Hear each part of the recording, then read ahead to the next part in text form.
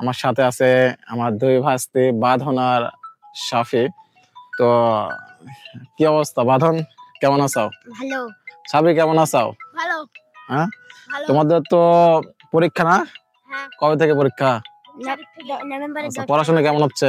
ভালো। আচ্ছা, ভালো করে পড়াশোনা করা লাগবে, ঠিক আছে? হ্যাঁ। তো আমরা প্রতিদিনই প্রায় আসি, বিকাল টাইমে আসি এখানে। মানে আমাদের বাড়ির সামনের দিকে একটা মাঠ, আসলে পিছনের দিকে আপনারা দেখতে পাচ্ছেন, এই যে পিছনের দিকে বিশাল মাঠ, খালি ধান আর ধান চারদিকে। তো এই জায়গাটা বিকালে আসলে মানে অনেক সুন্দর লাগে আর কি, মানে অনেক শান্তি লাগে আমার। তো আমি চেষ্টা করি প্রতিদিন বিকালে আসার জন্য। তো দেখেন গ্রামে যে একটা সৌন্দর্য, যে মাঠের একটা সৌন্দর্য, আসলে আপনি যদি না থাকেন গ্রামে তাহলে বুঝতে পারবেন না কখনো, ঠিক আছে? তো এই যে ধান হয়তো বা 2-3 দিন পর থেকে কাটা শুরু হয়ে যাবে, দেখা যাচ্ছে যে মানে এইদিকে বেশি ধানের আবাদই বেশি আর কি, বুঝছেন?